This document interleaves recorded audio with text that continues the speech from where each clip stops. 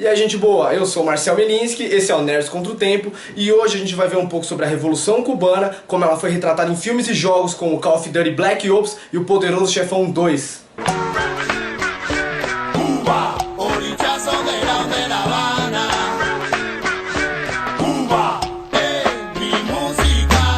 Antes da gente entender como é que se sucedeu a Revolução Cubana, a gente tem que voltar um pouco no tempo e entender qual era a situação de Cuba nesse período. Cuba era colônia da Espanha, mais ou menos nos mesmos moldes que o Brasil era de Portugal, e foi o último país da América Latina a se tornar independente.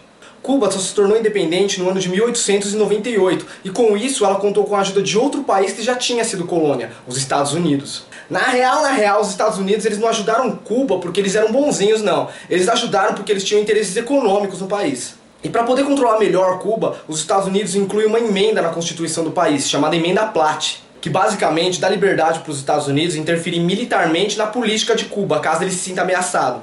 Isso faz com que Cuba se torne um país fantoche nas mãos dos Estados Unidos. Com isso, Cuba vira praticamente o quintal dos Estados Unidos, virando mais ou menos o que é Las Vegas hoje, um lugar onde os ricos vão para jogar, se divertir e ficar cada vez mais ricos, e a população de Cuba cada vez mais na miséria. Na década de 50, essa situação começa a se tornar insustentável, então um grupo de rebeldes liderados por Fidel Castro começa a se mobilizar para tentar mudar essa situação.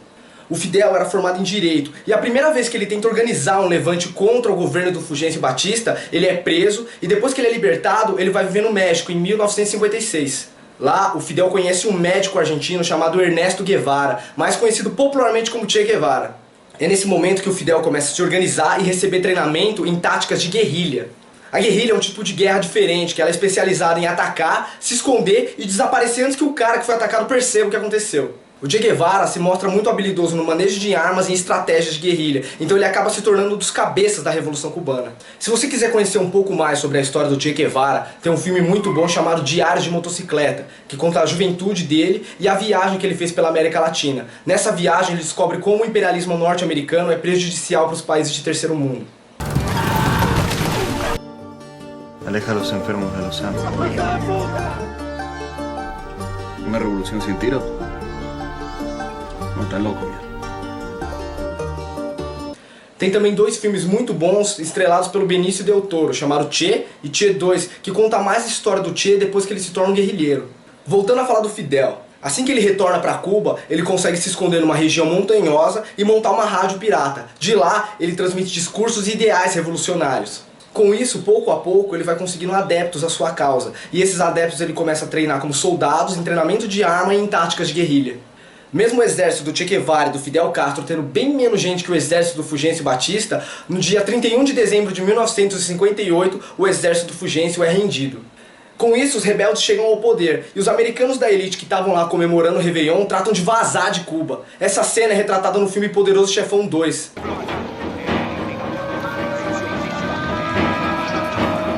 O Fidel finalmente chega ao poder em Cuba, e para tentar erguer o país, ele começa a pedir empréstimos a outros países. Ele primeiro tenta para os Estados Unidos, mas é claro que os Estados Unidos não emprestam dinheiro para o Fidel.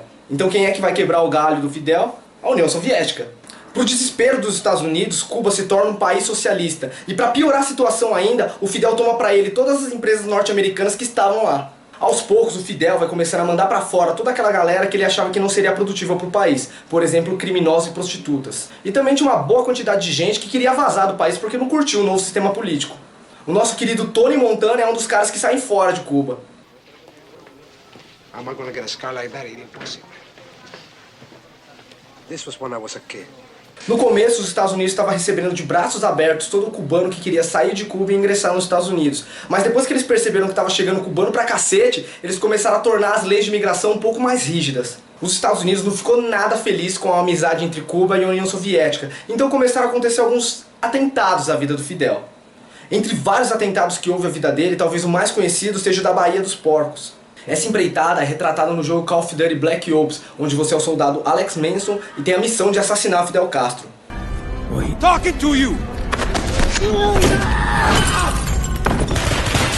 All right. Everything is ready. Gear up, boys. No próprio jogo é retratado essa aliança entre Cuba e a União Soviética, porque depois da primeira missão, o personagem principal é enviado para uma prisão na própria União Soviética. Cuba também foi um ponto estratégico durante a Guerra Fria, porque logo depois que os Estados Unidos instalarem mísseis nucleares na Turquia, a União Soviética tratou de instalar mísseis nucleares em Cuba, que é do lado dos Estados Unidos. Esse evento quase deu início à Terceira Guerra Mundial, mas felizmente as duas potências voltaram atrás e retiraram seus mísseis nucleares. Mesmo a União Soviética tendo caído, Cuba continua sendo um país socialista até hoje e sendo criticado por muitos pela sua falta de liberdade. Mas por outro lado, também é admirado por muitos pela qualidade da sua saúde e da sua educação. Já a história do Che Guevara, a gente pode prolongar um pouco a mais além da Revolução Cubana. Mas esse cara merece um episódio só pra ele, ainda mais porque a visita que ele fez aqui no Brasil causou muitas consequências. É isso aí, gente boa. Não esqueça de curtir o vídeo, curtir nossa página no Face, assinar o nosso canal e a gente se vê na semana que vem.